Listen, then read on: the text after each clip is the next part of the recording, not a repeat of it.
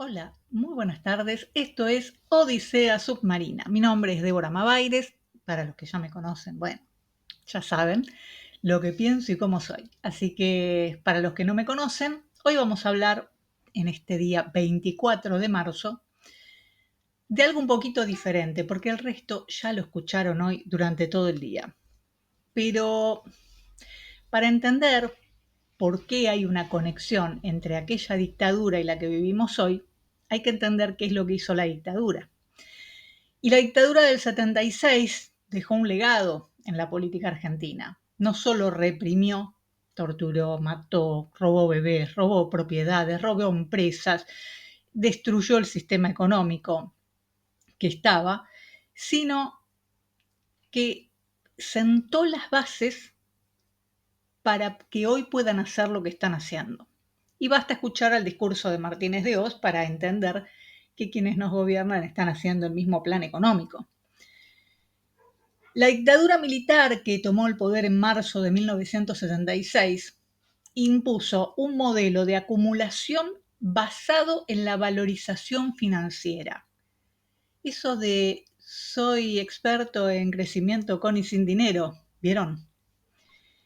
Y cambiaron de esta manera los 40 años de industrialización por sustitución de importaciones.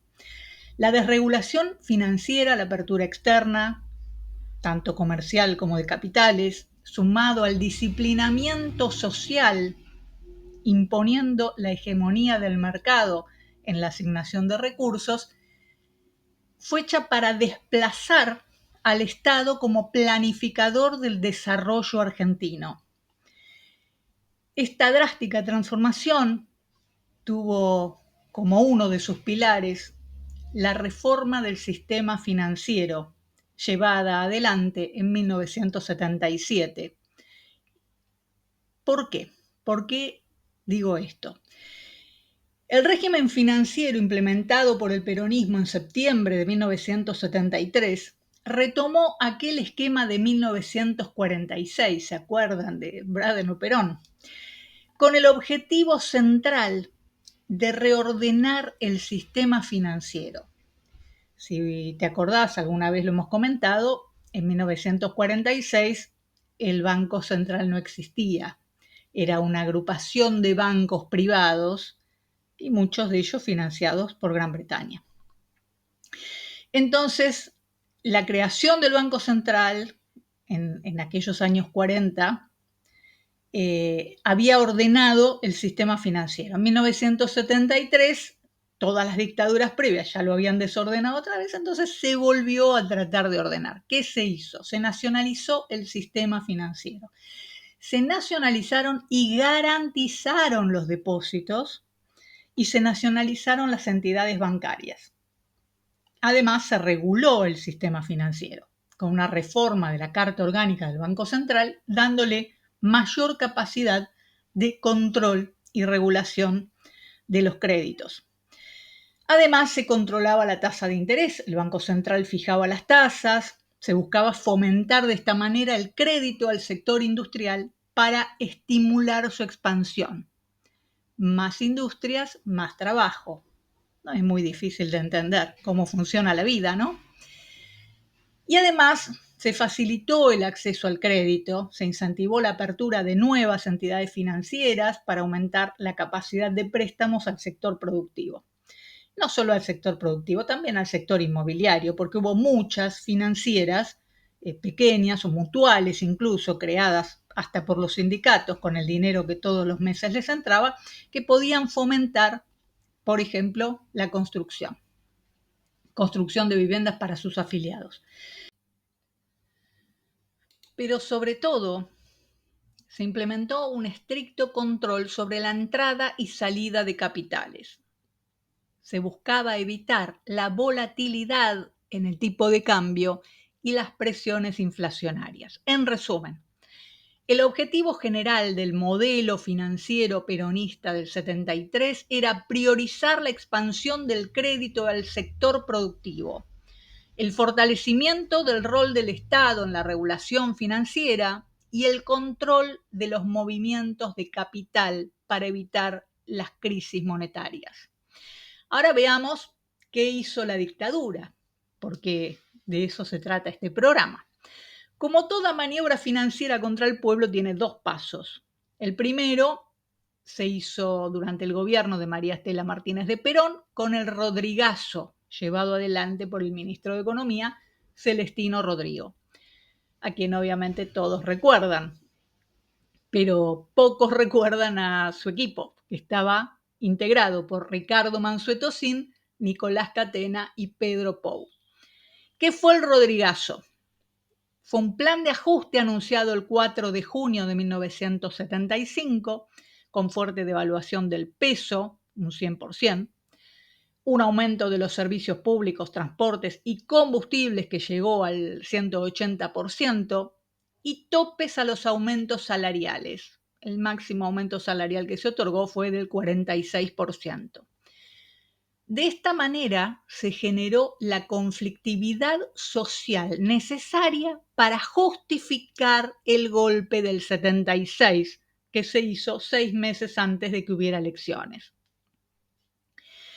Bien, 24 de marzo de 1976, la marchita, comunicado número 1, estado de sitio, ya lo que todos sabemos, grandes racias llevándose a estudiantes, sindicalistas, dirigentes políticos, la prisión de la presidenta María Estela Martínez. Por supuesto, nadie fue a buscar a Celestino Rodrigo. Sí, después lo fueron a buscar, pero en el momento no lo fueron a buscar a él ni a Mansueto Sin, al contrario. Mejor dicho, sí lo fueron a buscar. Lo fueron a buscar a Mansueto Sin y a Pedro Pou para ponerlos en cargos, porque Martínez de Oz nombró a Pedro Pou como ministro de Economía de la provincia de Buenos Aires y a Ricardo Mansueto Sin como viceministro de Economía. Ricardo Mansueto Sin es uno de esos hombres que siempre estuvieron, es el poder detrás del poder. Durante los gobiernos de facto de Levingston y de Alejandro Lanusse, Sin ocupó el rol de secretario de coordinación en el Ministerio de Economía y asesor en temas financieros. Mansueto Sin es el autor de un libro que presentaron en agosto de 1976, titulado La Segunda Fundación de la República, donde afirma: cuando un país cae en la decadencia, la única salida posible es el aniquilamiento de un modelo para reemplazarlo por otro. Escuchen las palabras, porque quien nomina, domina. Habla de aniquilar un sistema económico para sustituirlo por otro, y es exactamente lo que hicieron a lo largo de todos estos años. Porque en los 90, Mansueto Sin asesoró a María Julia Alzogaray en las privatizaciones de Entel y Somisa junto al hijo de Mariano Grondona, otro colaboracionista de la dictadura. Mariano Grondona era socio del estudio de abogados de Martínez de Oz, el estudio Pagban, Pérez Alati, Grondona, Benítez, Arntzen y Martínez de Oz. Pedro Pou fue el presidente del Banco Central del gobierno de Carlos Menem.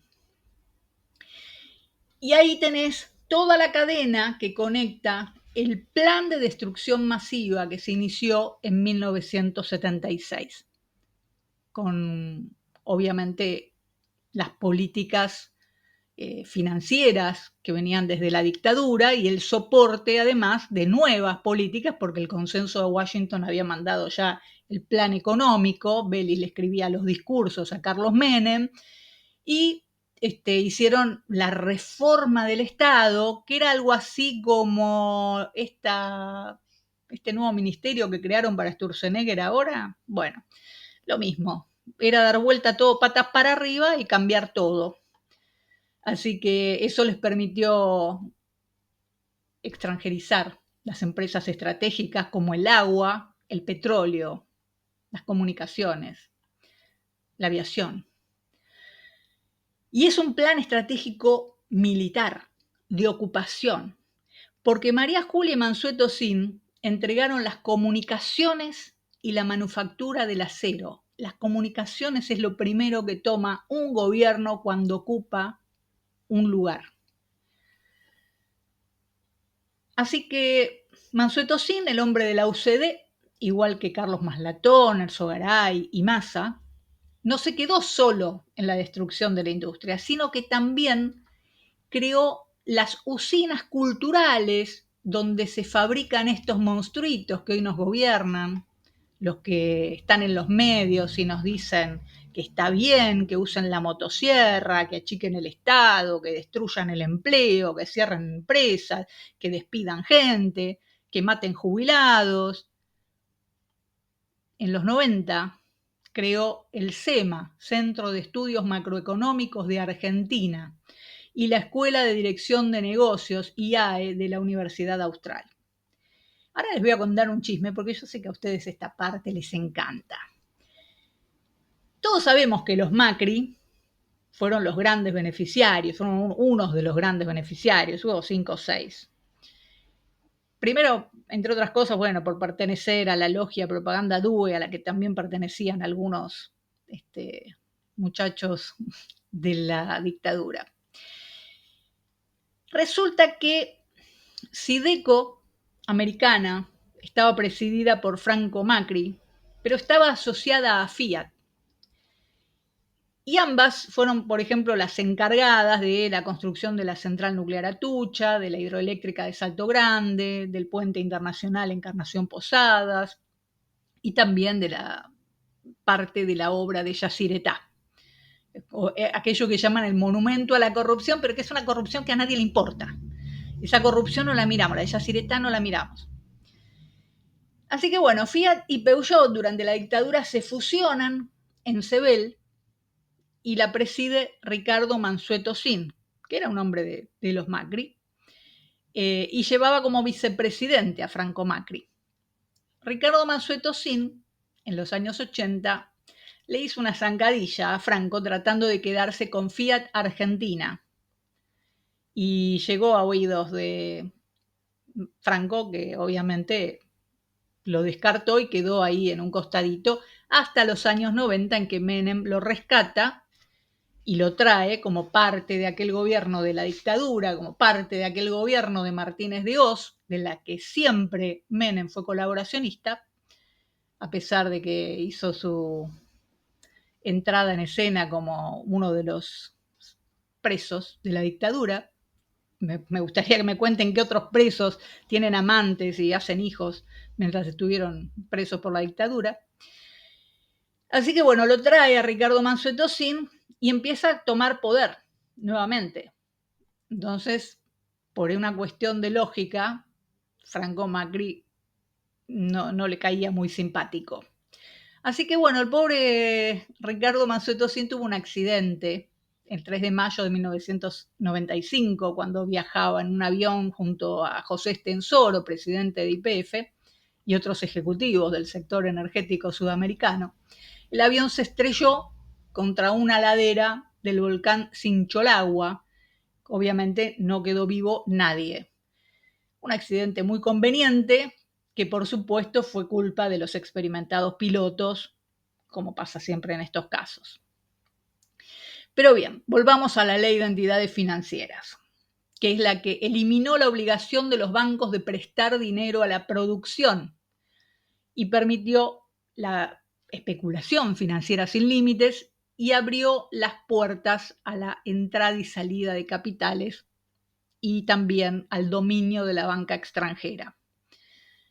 Las consecuencias obviamente fueron devastadoras, porque las empresas tomaron créditos que fueron impagables y en 1982, desde el Estado, Domingo Felipe Cavallo, otro que siempre está, hizo que el Estado asumiera como propias las deudas privadas, es decir, todos nosotros le pagamos la timba financiera a estos grupos. Fuga de capitales, el dinero ya no se quedaba en el país, entraba y salía sin restricciones. Y además la desindustrialización, porque sin financiamiento muchas fábricas cerraron y miles de trabajadores quedaron en la calle. Este modelo de especulación y deuda que generó estas tres cosas, la desindustrialización, la fuga de capitales y el endeudamiento masivo, sigue vigente hasta hoy.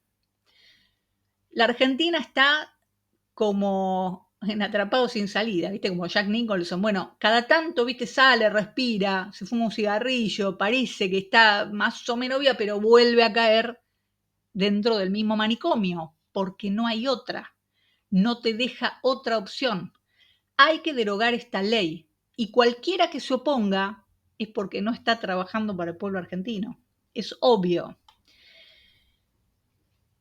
La dictadura logró perpetuar con estas modificaciones la consolidación de este modelo neocolonial que nos dejó a hombres como Cavallo, Pedro Pou, Mansueto Sin, Mondino, Sturzenegger, Liendo, Menem, y que los vemos repetirse cíclicamente en nuestra historia. La dictadura, para imponer esto, hizo desaparecer a dirigentes políticos, sindicales y sociales, además de a los estudiantes, docentes, porque el plan era aniquilar el modelo económico y no la subversión. Además, cooptó a los partidos tradicionales, ya que sus dirigentes no salieron de las bases, sus dirigentes fueron impuestos en una mesa de acuerdos con la embajada y los genocidas en aquella multipartidaria de 1981. Y hay también continuidad en los medios de comunicación, que fueron grandes beneficiados de la dictadura, Clarín, La Nación, La Razón en su momento, ahora ya no existe, y el Poder Judicial. La reforma financiera de 1977 sentó las bases para esto que estamos viviendo hoy. Es así como vaciaron los bancos en 2001 y es así como los vaciaron en los 90 y es así como los vaciaron en los 80, con la plata dulce primero y después pasan la red, recogen todo y dejan a la gente sin nada. Durante la democracia, por ejemplo, Cavallo continuó su carrera política. En 1987, 1989 se desempeñó como diputado nacional. En 1989 y 1991 fue ministro de Relaciones Exteriores y es el que firma los vergonzosos tratados de Madrid, por los cuales Gran Bretaña amplía la zona de exclusión, ocupando más territorio en el Atlántico Sur y llevándose nuestros recursos. En 1991 a 1996 fue ministro de Economía. Uno de sus laderos era Sturzenegger. Fue el que vació YPF en los papeles para justificar su extranjerización y venta. Cavallo implementó el plan de convertibilidad y supuestamente para frenar la hiperinflación y estabilizar la economía. Claro que antes de eso, primero rapiñaron todos los plazos fijos del país. Así que hicieron primero el gran robo y después te dijeron, no, pero mirá que te venimos a estabilizar.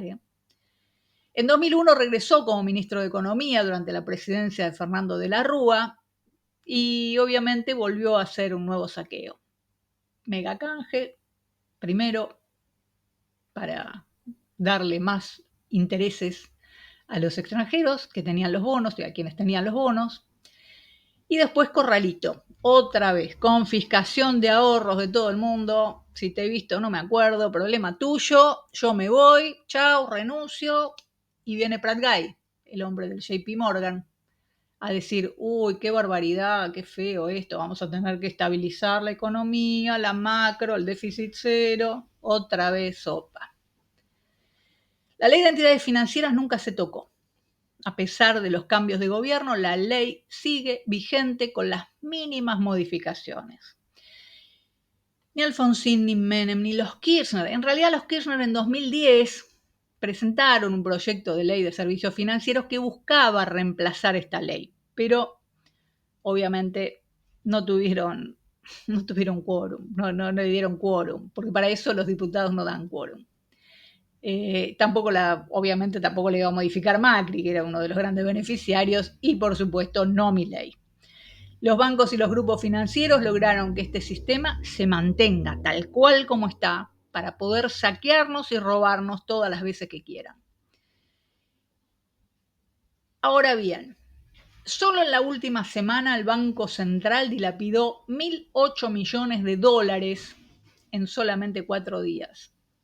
La timba en el mercado de dólar futuro alcanzó los 2.600 millones el miércoles pasado, que es el último dato que tengo disponible, con un salto del 650% respecto del lunes, que se había negociado 400 millones en el dólar futuro. Timba. Apuestan a que el dólar va a estar a tal precio. Es timba, no es otra cosa. No hay nada de productivo ahí, no hay nadie que esté ganando nada. Es solamente una apuesta, es ir al casino, como dijo Milei. Las consultoras alertan que el desarme del carry trade que armó Caputo ahora, con Bausili, Sturzenegger y toda esta gente, la misma de siempre, porque recordemos que Caputo también sale de JP Morgan, cuesta más o menos unos 60.000 millones de dólares. En el Banco Central solo hay 26.000 y pico. Supongamos que le dieran 20.000. Son 46.000. Todavía le estaría faltando plata. Milei es la continuidad de la dictadura por el modelo económico que impuso a fuerza de represión. Pero hay una diferencia y hay que señalarla. Este es un proyecto que vino a destruir la integridad territorial, la soberanía y a la nación. Es un gobierno de ocupación, lisa y llanamente. No lo disimulan, te lo dicen. Y lo dijo el sábado un asesor económico que está criado hamburguesas en el extranjero, Demian Reidel, jefe de gabinete del Consejo de Asesores del Presidente de la Nación desde marzo de 2024. Un hombre que estudió en el Instituto Balseiro, es licenciado en física, pero consiguió la maestría de matemáticas en la Universidad de Chicago y se doctoró en economía en la Universidad de Harvard. Se desempeñó como miembro del equipo de investigación de mercados emergentes en el grupo de Goldman Sachs y después, en igual cargo, en el JP Morgan, casualmente. En su estadía en Estados Unidos, además, fundó un fondo de cobertura, el QFR Capital Management, y lo fundó junto a José Luis Daza, criado en el Chile de Pinochet. Ambos trabajaban en el JP Morgan. Daza es el viceministro de Economía, el segundo de Caputo. El otro socio fundador de ese fondo de inversiones es David Sekiguchi, quien formó parte del equipo económico de Patricia Bullrich durante su campaña presidencial. Ahora entendés cómo arman los rompecabezas electorales para que siempre haya uno de ellos dirigiendo y cortando el bacalao.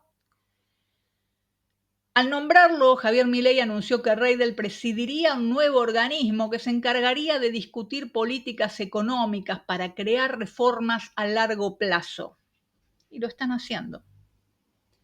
Este fin de semana, ante un grupo de CEOs de las petroleras, líderes empresariales, inversionistas millonarios, en la tercera edición del LATAM Forum, un foro económico internacional de las Américas, que se realizó el martes en el carísimo Hotel Four Seasons de Buenos Aires, que es el monumento a la corrupción menemista, pero de esa corrupción tampoco te van a hablar, dijo: soy el principal asesor del presidente y mi cartera es muy variada, pero quiero referirme a mis dos principales proyectos o áreas de interés, que son la IA, la inteligencia artificial, y la energía nuclear.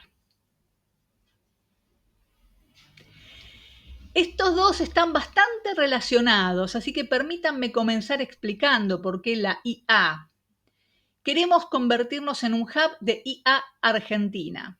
Obviamente, voy a ir muy rápido, pero tenemos grandes extensiones de tierra con acceso a energía, con acceso a agua, en climas fríos, que es como una guinda del pastel para el enfriamiento de los sistemas, y en una zona sin conflictos armados, sin tsunamis, sin terremotos. No hay muchos lugares en la Tierra con esas cosas. Evidentemente, el problema de esta zona es que está poblada de argentinos. Esto es lo único que hemos solucionado. Si tuvieras alguna duda, supongo, como dije, estamos estabilizando la macro y les estamos brindando el marco legal que les dice que esta vez vamos en serio. A los extranjeros que escuchan este programa les digo, tranquilos, Demian Reidel sigue con vida, nadie lo molió a palos, nadie le disparó, nadie le dio un cachetazo, no le pasó absolutamente nada. Es más, sigue como asesor del presidente de los argentinos y hasta sigue cobrando religiosamente su sueldo. En unos días supongo que ya cobra, en 3 o 4 días ya cobra su sueldo de este mes. Ni una sanción en el legajo va a tener. Entonces la pregunta es, ¿para qué estamos trabajando los argentinos si según él somos un problema? ¿Y para quién trabaja él, que cobra el sueldo pagado por todos los argentinos? Para pagarle el sueldo, los viajes, los lujos, no somos un problema.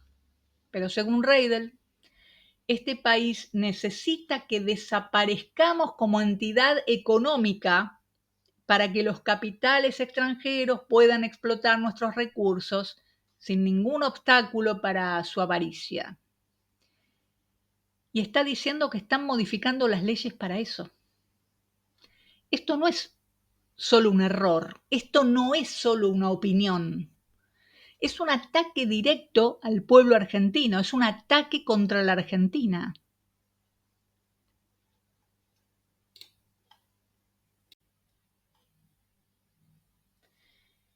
En este pensamiento colonizador y elitista, Reidel no está solo. Detrás de esta afirmación se oculta una visión gubernamental que considera a los recursos naturales del país como meros activos disponibles para ser explotados por los capitales extranjeros, mientras que la población nacional es vista como una molestia. Este discurso no es nuevo, sino que resucita aquel viejo concepto de exportar recursos sin desarrollar la industria local, una práctica que condena al país a la eterna dependencia y a la precarización laboral. Lo dicho por Reidel es una cristalización de un plan económico en el que la soberanía argentina pasa a un segundo plano y es reemplazada por los intereses de las grandes corporaciones, en este caso extranjeras. Por supuesto, no les van a interesar las consecuencias sociales o ambientales de esto. Será por eso que habían mandado a la comandante de la Cuarta Flota a tomar café con nuestros gobernantes, aunque ahora todos se hacen los distraídos, porque yo hoy no vi, ayer tampoco, que dijeran algo respecto a este sujeto. Y lo más grave es que estas no son palabras vacías. Es la materialización, la corporatización de una visión económica que despoja a la Argentina de su soberanía. Una soberanía que costó sangre, que costó vidas, desde las guerras de la independencia, llevadas adelante por don José de San Martín, aunque el presidente lo llama Juan José. Así como el Congreso legitimó la nueva estafa con la deuda externa, las palabras de Reidel, un hombre del gobierno argentino, son la deslegitimación de la población argentina. Estamos gobernados por quienes consideran que los argentinos son un obstáculo que debe ser eliminado de cualquier proceso de crecimiento económico, ya sea público o privado. Y esto confirma que es un gobierno de ocupación. Muchos se hicieron los distraídos. Algunos se soliviantaron un ratito, pero no vi análisis concretos sobre el discurso de Reidel.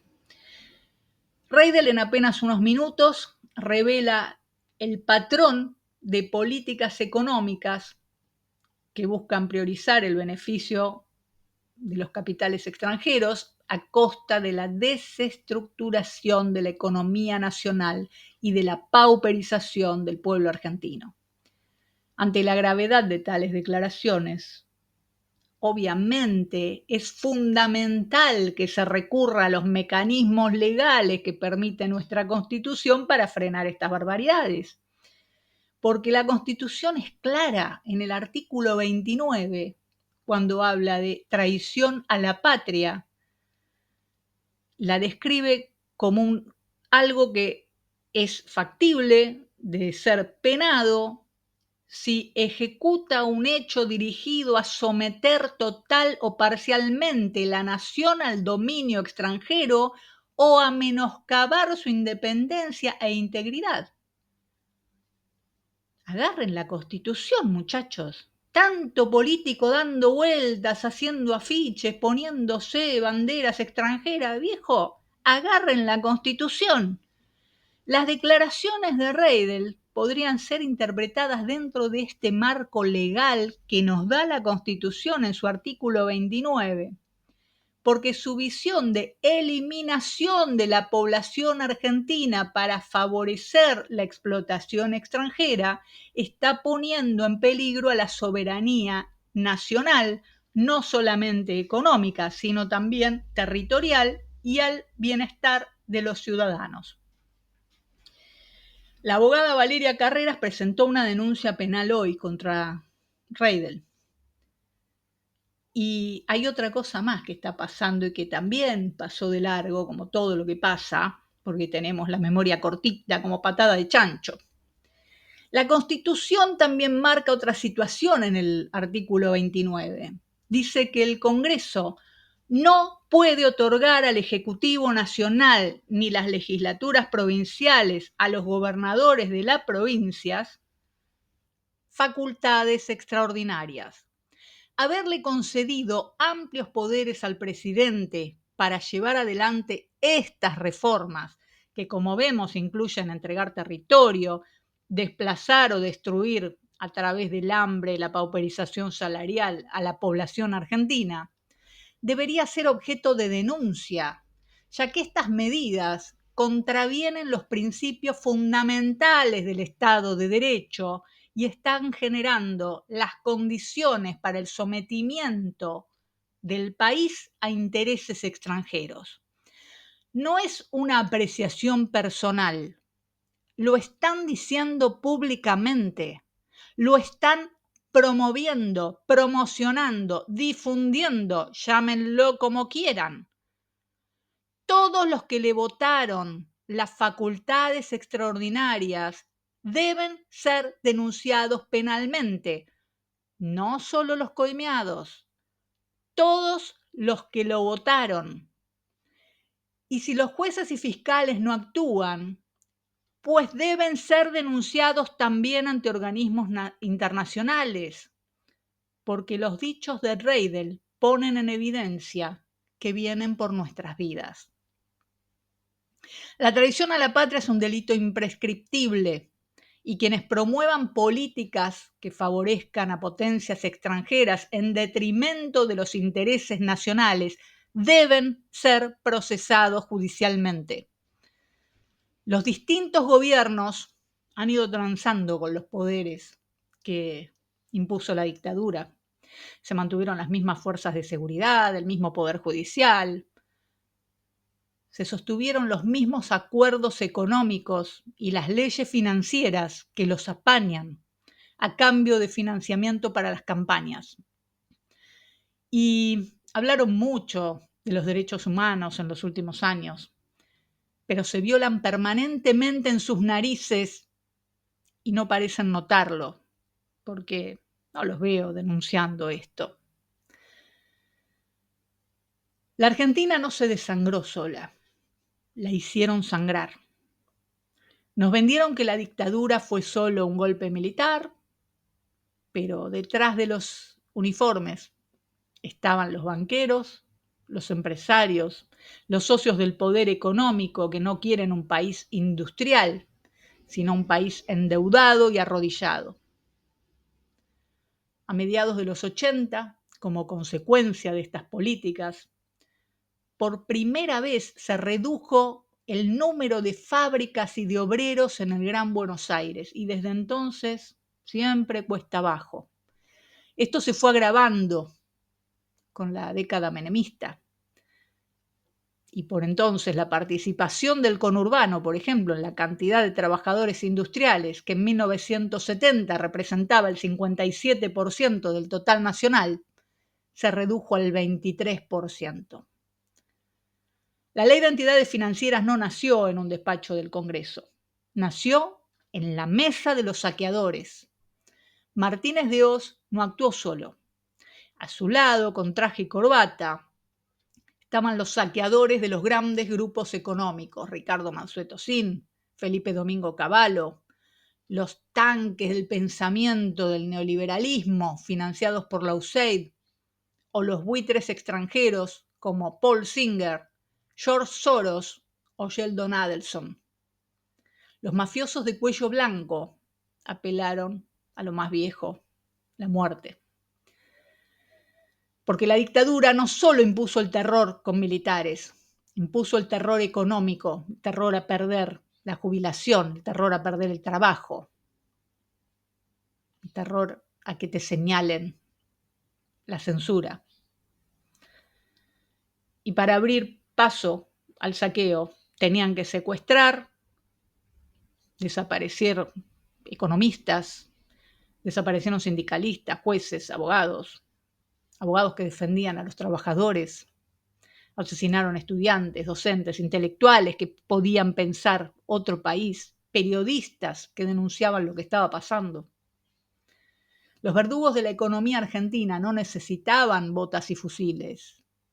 Tenían bancos, tenían contactos, tienen amigos en Wall Street, en la Casa Blanca, en la CIA. La deuda que hoy nos asfixia, las jubilaciones de hambre, el desmantelamiento de los hospitales, los sueldos que se evaporan en la inflación, el cierre de fábricas, la fuga de capitales, no son errores, no son problemas que aparecen porque sí, son un exitoso plan ejecutado con sangre argentina regando el suelo patrio. Estamos ganando, decían los militares que habían mandado pibes de 18 años, casi desarmados, a enfrentar a la tercera potencia bélica del mundo para entregar el Atlántico Sur a Gran Bretaña. Estamos ganando, dice Patricia Bullrich, luego de apalear jubilados y de abrirle en dos la cabeza a un reportero gráfico que mostraba lo que estaba pasando.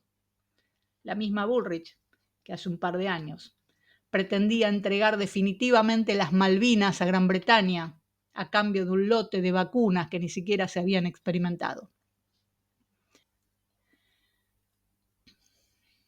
Aquel Antonio Domingo Bussi, que fusiló con 180 balazos al maestro Isauro Arancibia y a su hermano en Tucumán, el que le daba el tiro de gracia a los secuestrados en el Arsenal Miguel de Ascuénaga, a 300 metros del centro clandestino, usando su propia arma reglamentaria.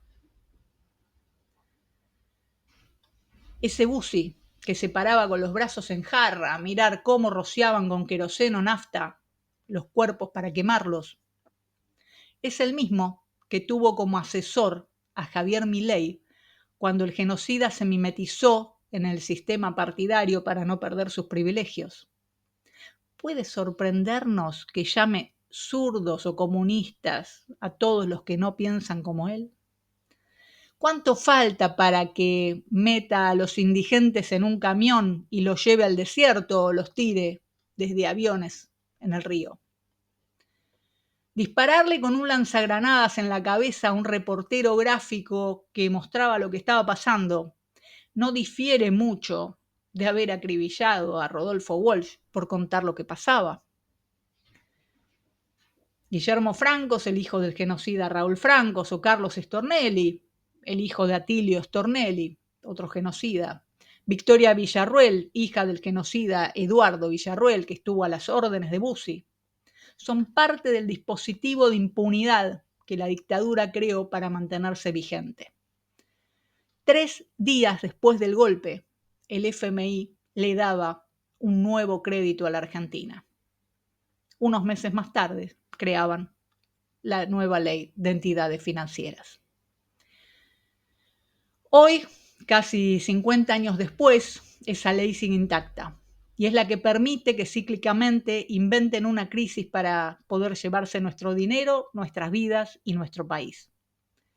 La pregunta es, ¿hasta cuándo vamos a seguir pagando con nuestro futuro lo que otros se llevan derramando sangre?